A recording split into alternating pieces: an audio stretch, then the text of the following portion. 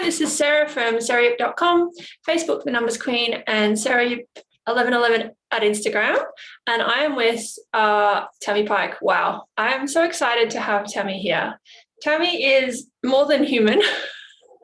I don't entirely know how to explain you, but there's definitely some very special magic with you. So we met at the Conscious Life Festival on the Sunshine Coast, which is one of my favorite events. If you're anywhere near there, check out Laura DeMambro's work. She's a Master 33. And you were filming that day from memory, and you interviewed us. And yeah, I just remember your energy was so striking. Like, I would never, ever forget your energy, Tammie. Now, how do you like to describe yourself and what you do when you first meet people? I'm the kind of person that I find it's hard to define or label. I feel that I am, first of all, foremost, a magic seeker. Like, I'm always seeking different experiences, but seeking the magic within the moment and within life and within people and businesses. And I have a really good gift of helping people uncover their gifts, to even their innate gifts, to see, the value that they give. Because a lot of time, especially with women that I work with, they don't see the value in themselves or what they naturally are able to give, So for me, I love business. So I feel like I'm super creative, but not just in the arty sense, right? Like I struggle to do the art stuff. I love doing it, but it's not my genre. Yeah. But in business, I find I get to really explore and experiment, and I'm really, really good at creating ideas and things, especially for people if they're stuck in something or, want to know how to get their message or their voice out there. So I help, I've done so many different things in business. So this is a great introduction. A business creative and a bit of everything. So, yeah. I would also describe you like that. So, yes, bringing out the light within for sure. And so I've looked at your date of birth off camera, obviously, and you came out as a very rare one. So you're a 41/5. So we know that 2021 is this 5 universal year for the planet, healing the throat chakra, hopefully building links between heaven and earth, head and heart, yin and yang, opening up opportunities for the middle way. We know all the 5s are having a really strong time this year, and especially this last 6 weeks. It is just like 5s are coming in all over the place for me and Chris with readings and events. So your life path is rare because the 41 version of a 5, you hardly see it. You see a lot of 23 5s, 32 5s, but the 41 is one of the latest blooming ones. So with life paths, they can go up to about maybe 47. And I think that it is increasingly challenging actually at those numbers, because there's often more of a weight. Because a life path is also often when there's the greatest amount of flow and confidence and energy. And for you, it's actually 41. And looking at your chart, you're not actually 41 yet. I've got, what am I, 37 this year? Yeah, so goodness knows what sort of, election campaign you'll be running or something at that point. But and you've already achieved a lot. But it's interesting because, of course, 5, often they're good at many things. 5's that star number. Some people call it jack of all trades. But to even actually bring out your own wildness can still take that long period of time. So it does feel like there's still sides of you that are only just peeking through the curtains, so to speak. Now, when I first met you, I remember we did this little tiny reading, and I talked about Liz Gilbert, who's the author of a lot of books, Eat, Pray, Love, Big Magic. So she was the first famous person whose hands I read, which was when she came to Brisbane. And I remember it was this huge turning point, and it set my whole blog off at sarayip.com. And I have all these, readings now of famous people, but she was the first one. And I think it's because I really found her to be accessible. She's really warm, and she talked a lot about all the bloopers in her life. And I feel like that's something you had in common. I remember mentioning her to you, and then you, I think, said something like you always wanted to work with her. Well, I always loved her, the movie, the books, and actually had before my reading with you, I went away for a weekend with my coach down in Byron Bay. Yeah. And the book Eat, Pray, Love fell out. And I have already read it, but I was using bibliography, like when you open the book to where you meant to be. I love doing that. Yeah. Yeah. And it was the part where she said, now I can't get the words exactly right, but it's basically like, my love is stronger than you know, when all her self-doubt was coming in. She's in India and she's just in meditation, and it just went through her. And that just sent shivers through me and started unlocking more stuff for me. Then I went on my own Eat, Pray, Love experience, which, you can check out on my Facebook page and things like that. But yeah, ended up by, being able to, I was actually speaking over in India, and I just finished up on stage and had an amazing talk. And I went to my room because I just was waiting for Liesl Albrecht, who's the creator of the famous and wonderful Girls Weekend Away. Yeah. And anyway, she sent me an email because we've been waiting to see who the guest speaker was in keynote, and it was Elizabeth Gilbert whilst I was in India, in New Delhi. Like, it was just incredible. And then just more cool things happened in Bali, and then I still haven't been to Italy. It's still on my thing, but I got to, facilitate a retreat with Elizabeth Gilbert. I got to spend time with her and swim in the ocean with her. That was really cool. And get some advice from her, which was really amazing. Yeah, well, she's done so much for all of us. What do you call it? Witches, women in total connection with, I call a witch a woman in total connection with herself. But the witches, I think, have really benefited from her because, she brought palmistry into the public eye, which was great for me being a palm reader.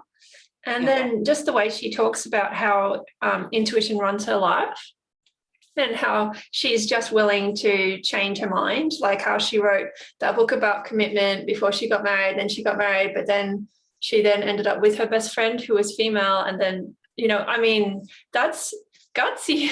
She's a really gutsy lady and living up to that 5 rebel energy. And it's interesting because at 41, her turning point, that's when her book was picked up and made into a movie. So just saying, it can be quite a powerful turning point. So that 4 in your life path is a lot to do with the heart. So, you're someone who, there's a lot of unconditional love, a lot of soul wisdom, a lot of fairness and justice. I feel like that sits at the heart level. And then the 1 is that root chakra of really momentum, catalyst, pioneer, get up and do it. So that real loving action. And then 5 is, of course, that teacher, the one who gathers people, the one who's willing to listen to all the points of view. But it's interesting because I believe we choose a life path because we've had a wound. So almost all the 5s I've talked to, I've even had a few this week, they've always got they'll touch their neck, they'll start coughing, they'll say, I've got this fear of like necklaces or scarves. I'm interested, what's your relationship like with your neck?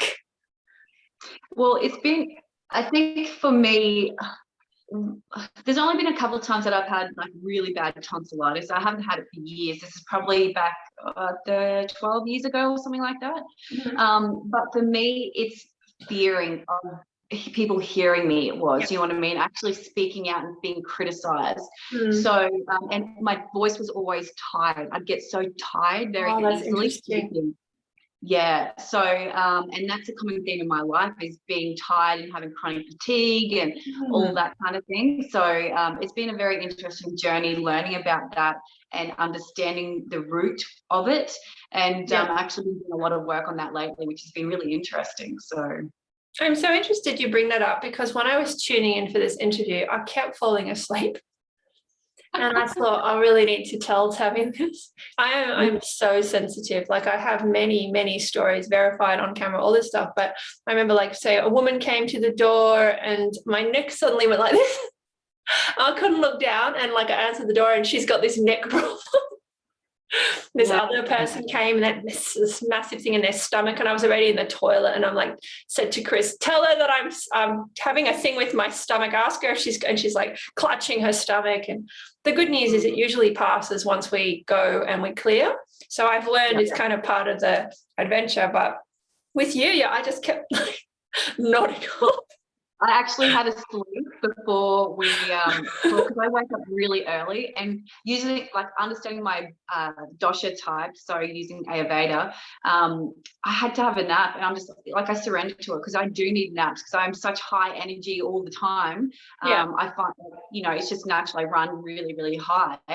That, yeah, I had to have a nap before we started. And that's probably why I moved out the time. And I just trusted, and I went, no, I've done this, I've done thousands of readings, I've done hundreds of, like, so many interviews. And I'm like, no, this is really important. This is really important. And maybe chronic fatigue is what happens when we don't take those micro naps, those micro sleeps, those pauses, which is essential when you're a very high volume energy worker. Mm-hmm. So yeah, it's great. I think it's great we're having this discussion. So your life path of 41.5, it has the same vibration as a few very interesting phrases. So in numerology, you can reduce names, addresses, everything really, down to numbers. So Peter Pan has that energy, 41.5. Jedi Master, Yin Yang, twin flames. And all of these are about, things that people aspire to. These are all things, the Peter Pan thing is that idea that you can sort of take people off on a journey and help them to escape reality and maybe discover parts of themselves. The Jedi Master, of course, is someone who can't be controlled. It probably goes really well with that 5 energy, that rebel. And then Yin Yang, of course, is that ability to see the light in the dark and the dark in the light. Can you relate to some of these concepts? Most of them, yes. Well, you definitely have a little bit of that. I don't know if it's a fairy or elemental energy. Yeah, a lot. And it comes up a lot, when I work with people. Actually, went on a healing experience a week ago on the weekend, and they came in very strongly because it's something I guess a lot of us have been told to not believe in, whether it's energies or the actual, beings or whatever it is. But in essence, the fairy energy is about playing and magic and, believing in things that, or, seeing beyond the illusion of the illusion, and it's been a really wonderful thing. And to play, I think adults have lost the gift of play. And for me, I really suppress that, but I love playing. I love, mucking around and, all that kind of thing. So it's been really interesting in working with that again. I'm really happy to hear that. I went to an art installation at Currumbin. It's called the Swell Festival. And there was a fairy tree. So someone had decorated this tree with all these little fairy houses and fairy doors, which I'm really into. And there was a boy there with a football. And I was telling my sons about the fairies, and they got their hands in the door trying to find the fairies. And then this boy comes past and he just like totally rains on us, saying there's no such thing as fairies. But he said it in this very aggressive way. And I really was like shocked that he was so scornful, because he's clearly still quite young. And I said, they do exist. Just because you can't see them doesn't mean they're not there. And I was quite sharp with him, because I thought, well, he's destroying my children. He's turning off their creativity. That's a pretty big deal. I'm not going to just let him do that to be a nice person. And his whole family came, and I thought, oh, this could be really awkward. But he didn't say, oh, she told me fairies don't exist. I think he was obviously like a spiritual messenger. But it's, before, I don't think I would have ever said that. I wouldn't have protected the space. But I felt so strongly, because I see my children getting a lot from being connected to all the realms. And I see it as being literally keeping them safe and healthy. They're getting all kinds of information that other people, maybe take years to figure out, but they're just getting it straight away because of all the, helpers. Exactly. And I feel like the thing is, we have gotten to this point in humanity because we've switched off this part of ourselves, like the intuitive, the magical seeker. We have to live in such a 2D world where, we're so much more than that. And it's so interesting again, because my kids, they're not in normal school or anything, we completely left a field, distance education. I love that we get to cultivate them with like-minded people, because all too much the kids, these days are just so shut off from their innate abilities because they've been told it's not real, or it's wrong, or it's bad, or whatever. Yeah, 100%. Yeah, well, Forrest started coming home from school saying, Mum, ghosts aren't real. And he's got a 66 in his date of birth. He is literally like, the ghost hunter in the family. And I thought, So we've enrolled him in an independent school for next year called The Village, which is really friendly to people like us. But I thought, like, that's the kind of thing I kind of wish my parents would have done that a long time ago. Like, I wish that as soon as there was that sign of extinguishing the flame, but they wouldn't have known. And honestly, there wouldn't have been many options back in the 80s. So we can only go forwards, right? Yeah. So, yeah, and thank you so much for sharing. And I honestly feel like you are leaps and bounds ahead of me. I'm very happy to be learning from you. And I'm glad for everyone who'll be watching this too. And I hope they'll also experience that you've really gone all out and you have an idea of what's going on in the world. And I really respect you. So let's talk about a few more things.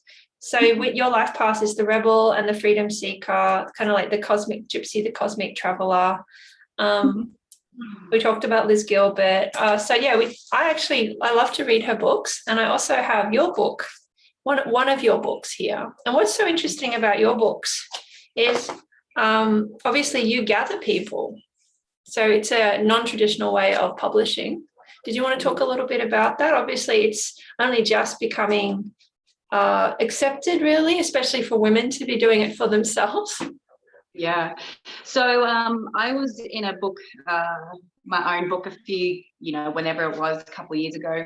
Yeah. And I felt that I wanted to be able to give women a more deeper, meaningful, connected experience in sharing their story. And obviously I was inspired by a woman who I knew and loved. And I knew I wanted to share her story, but she didn't have the time or capacity to share her whole story. Yeah. And I got thinking, well, I know so many amazing women who I know could, share their stories and really make a huge impact. And so I started compiling women together for the first book back in end of 2019, I think it was. Yeah. And it was an amazing experience in, supporting them, actually giving them a container to share parts of their story that sometimes some of them haven't shared with many at all, yet they were going to share it with the world.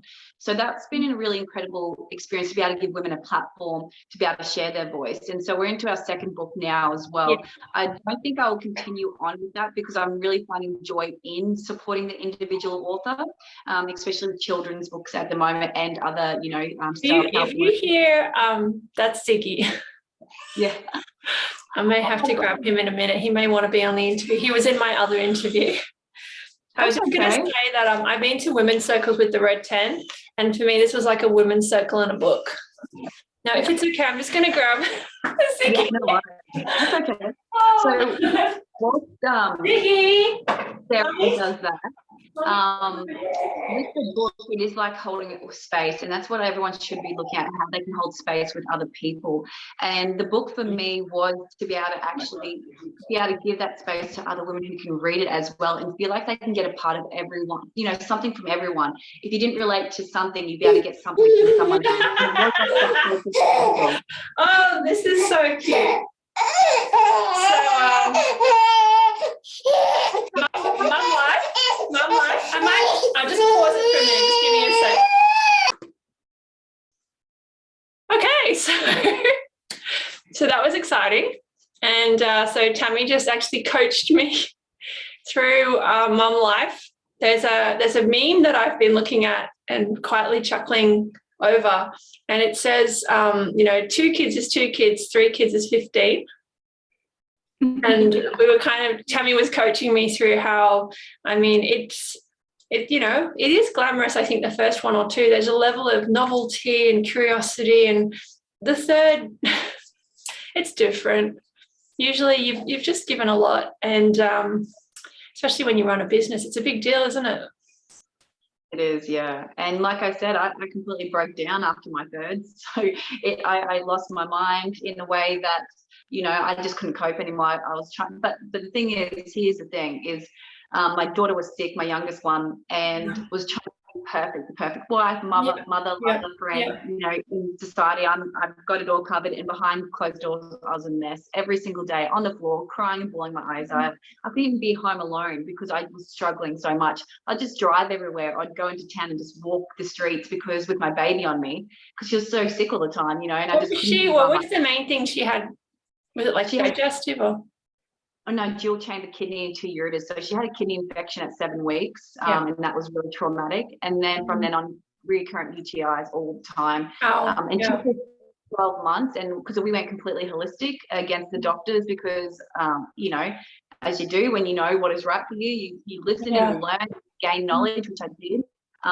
And instead I have a now healthy, amazing, wild, free 7-year-old who was, quite sick and unwell, and was, everyone was really concerned with how she was going to actually grow, or if, I actually always thought she was going to die, because that was my biggest.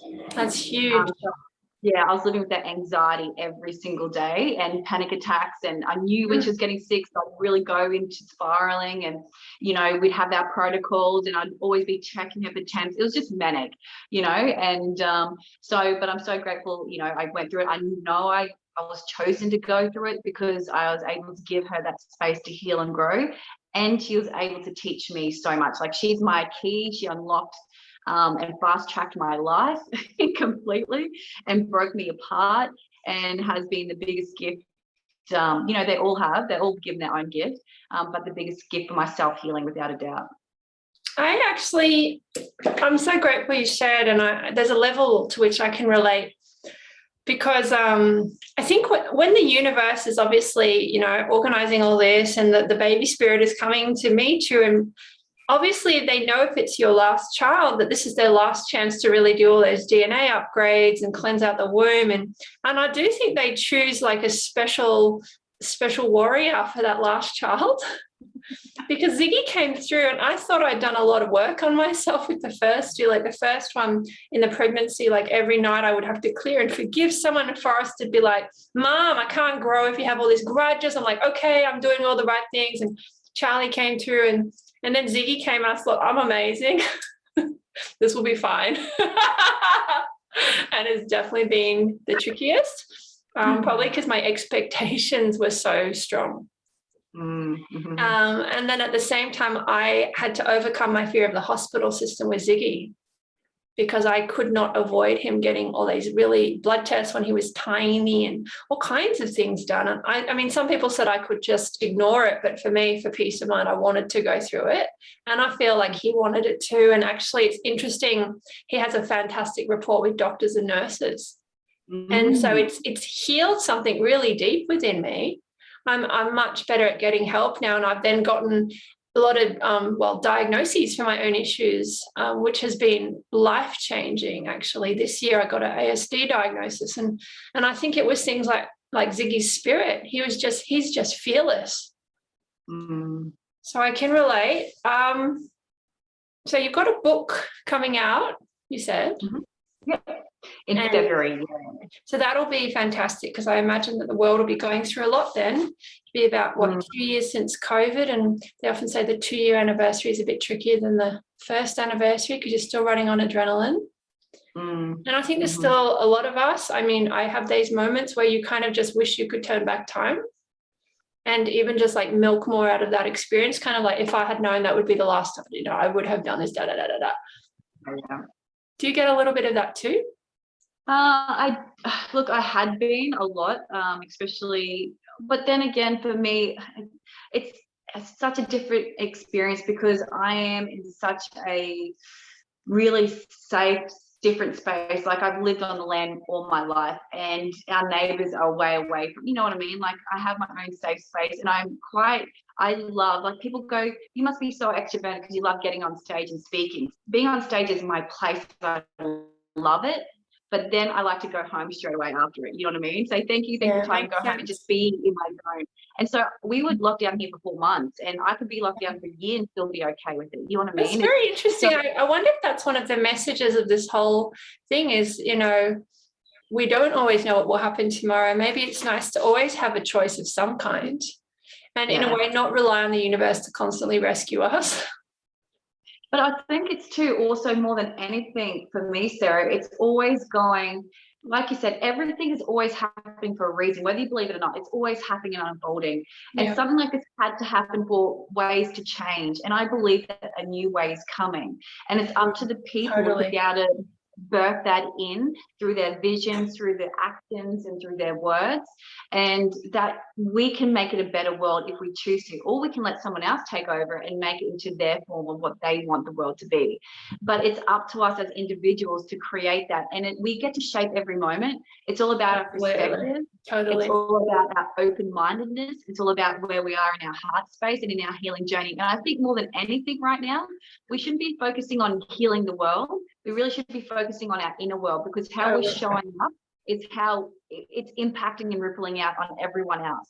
Do you know what I mean? Like, the more that I heal, the more that I'm not trying to take over someone else's pain because I want to take it from them and help them and heal them. Instead, I'm able to sit back and witness that for them so they can go through it. And that's even with the earth. Like, I was getting so caught up in what's happening with the earth, but that's her journey right now. And I can be a witness and do what I can inside myself to heal me, so I can show up as a better human, you know, make better decisions and all that kind of stuff.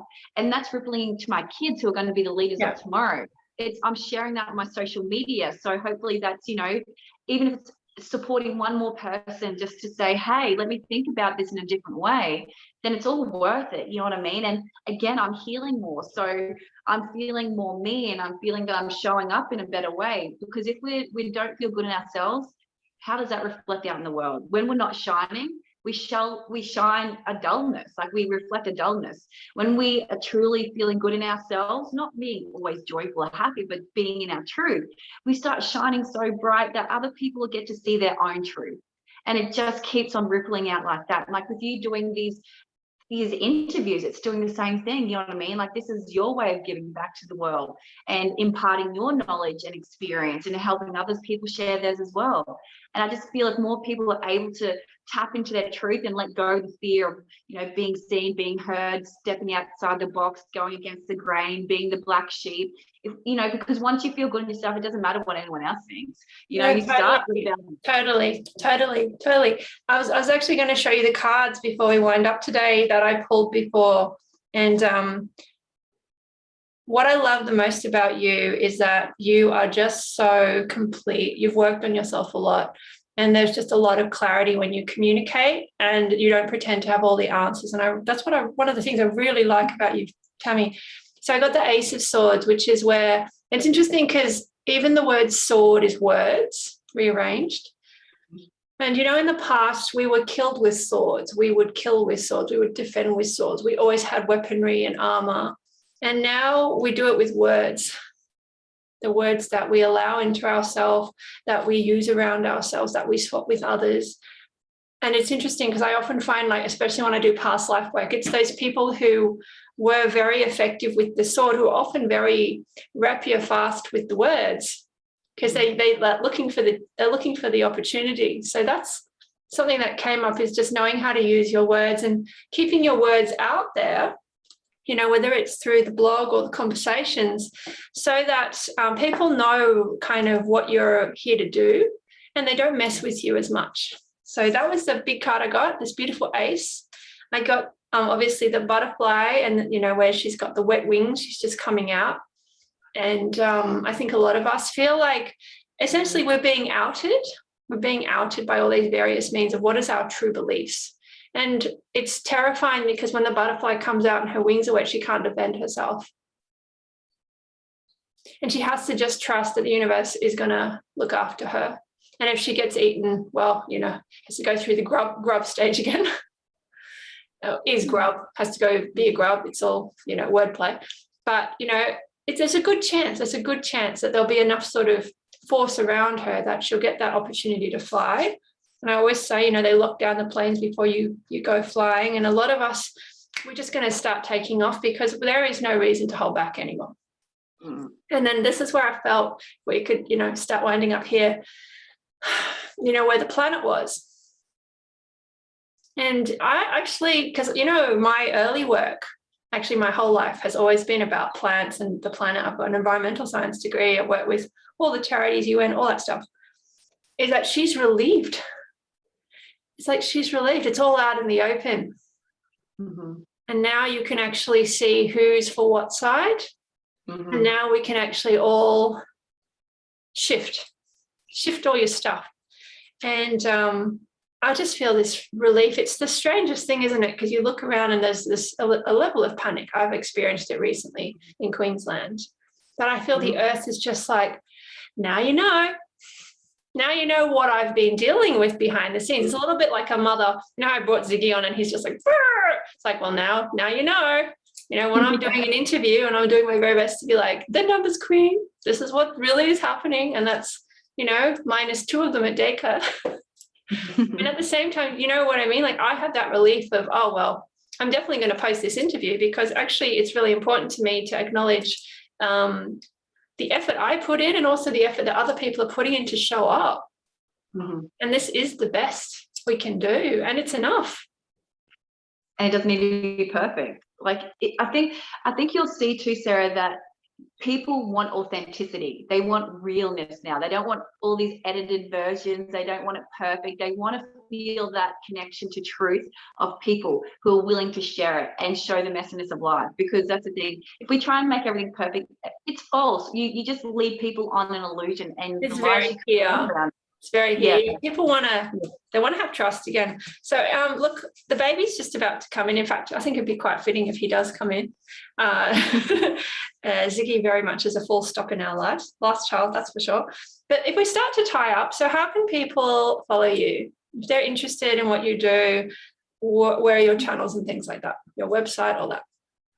So I guess at the moment, the best thing is I have Empowered Publishing. Look, I've sort of stepped back from social media and I know when people need to find me, they'll find me. A lot of like-minded people ask me to friend on Facebook and I'm happy to do that at Tammie Pike. I have multiple websites, empoweredpublishingofficial.com. I'll put some links at the bottom of the blog. Yeah, but look, again, I'm stepping back, but I'm always here to support people, especially women, to share their stories and to empower others, because when a woman's empowered, she empowers her. Come in. It's all right. We're just winding up. Yeah. This is very cracking now. Thanks, Chris. You want to say hi? Hi. Hi. How you doing? Oh, good. This guy's he's opinionated today. He has strong views about things and stuff. Oh, very cute. We love it. We want him to be. That's why we called him Ziggy Lionheart. Yeah. We want him to be able to defend himself. That's what you want, definitely. Yeah. It does. Awesome. It does take a team, doesn't it, Tammie? It takes a team in this new era. And when I said I feel like the earth is breathing again. I feel like she's like, wow, okay. So now people will see how much we need that strength in numbers. Yeah, we need strength in numbers, because when you suddenly see the size of your opposition, you're like, I need to call my friends. Yeah. And it's that time to come together. We all need to do it for a good cause, for our future, but also for our children's future. You know what I mean? I know it can be scary, but you don't need to be attacking. That's the thing. It's just standing up and rising and saying, holding another person's hand and saying, I'm here to support you. Yeah, I think it's true. Literally just standing at your full height and saying, no fairies exist. But I wanted to finish with this little saying that was in my head as I was preparing. Actually, it was in my head all morning. When we fill our kids with fear, we destroy the future. And when we fill our kids with courage, we transform the future. And so I'll point people to all your information. Hopefully we'll get to see each other soon. I'm going to tend to this important person here. But yeah, absolute gratitude for a very dramatic and interesting chat. This is Sarah from Sarah.com. Facebook Instagram, Sarah1111, Mr. Ziggy Lionheart, the star. And we will be going off to do some fun things now. So see you next time. Bye-bye. Bye.